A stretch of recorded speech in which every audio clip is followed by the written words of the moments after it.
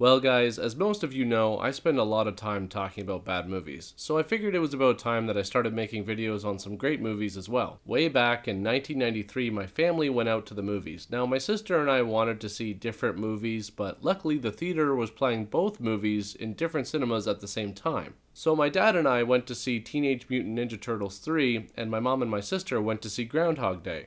Now, if you're thinking that I'm about to say that if I could go back in time, I would have seen Groundhog Day instead, well, you'd be wrong. Now, clearly Groundhog Day is the better movie, but I was 7 years old at the time, and at that age, I still would have enjoyed Ninja Turtles 3 more than Groundhog Day. I eventually saw Groundhog Day when it came out on video, and I did like it, but as a kid, I couldn't fully comprehend what the movie was really about. Throughout the next 20 years, every time I saw the movie, I enjoyed it more and more. Groundhog Day is not only one of my favorite comedies, but one of my favorite movies of all time. It's a really funny movie, but it's the message that it delivers that I really love, and explains why as I grew older, my appreciation for it grew as well.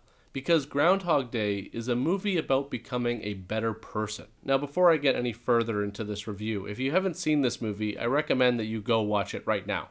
Seriously, obviously this video is going to contain spoilers as I explain everything and present my interpretation, but this movie is over 20 years old now.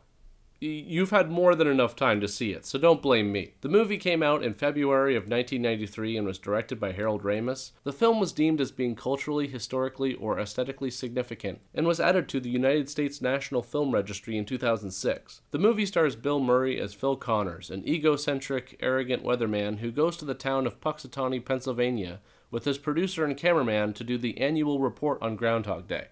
Bill, like the groundhog, Phil? Yeah, like the groundhog. Look out for your shadow there, pal. Morons, your bus is leaving. The only problem is that he soon discovers that he keeps reliving the same day over and over again, and there's nothing he can do to stop it. At first, he's obviously weirded out about it and doesn't know what to think or do. See the groundhog? Yeah? Think it'll be in early spring. Didn't we do this yesterday? I don't know what you mean. Don't mess with me, pork chop. What day is this? It's February 2nd. Groundhog Day. He tries to go to doctors and psychiatrists, but no one seems to have any solution. Rita, I'm reliving the same day over and over. Groundhog Day. Today. Okay, I'm waiting for the punchline. No. Really. This is the third time. Once Phil accepts what's happening, he takes advantage of the situation, since there are no real consequences for his actions. So he has some fun, getting away with a little mayhem. He gets some information from a girl about her past and then uses it the next day to get a date with her. He eats whatever and as much as he wants. He memorizes an incident involving an armored truck so that he can steal some money and have some fun with that.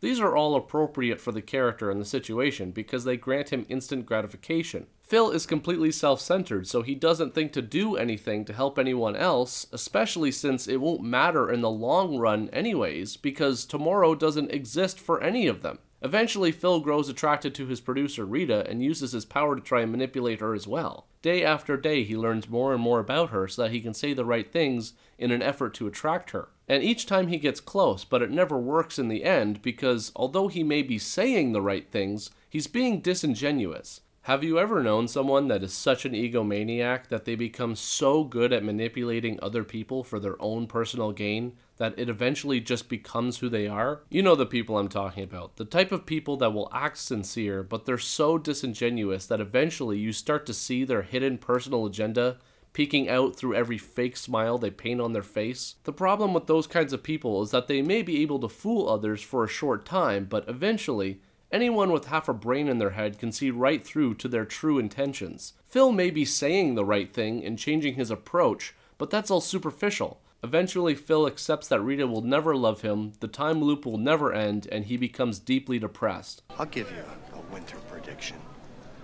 It's gonna be cold, it's gonna be gray, and it's gonna last you for the rest of your life.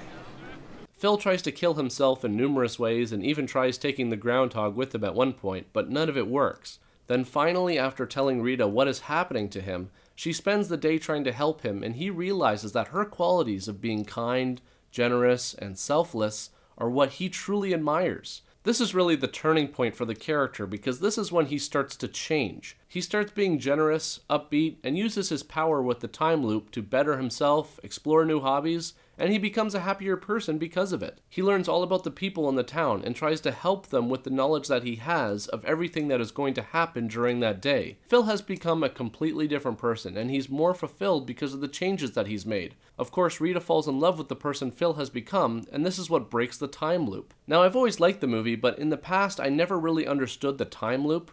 Well, this is just my interpretation, but I believe it's a metaphor. See, when you're only concerned with yourself and refuse to open up to other people and new opportunities, experiences, friendships, and relationships, you shut yourself off to the world. You stay the same.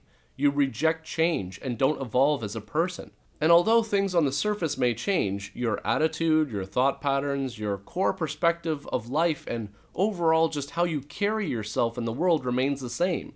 Your behavior runs in a cycle, almost as if you're living the same day over and over and over again. So I hope you guys enjoyed this look back at Groundhog Day. Tell me what you guys think in the comment section, and of course, if you haven't, please visit my Facebook page or my Twitter at FanboyFlix, and I'll see you guys next time.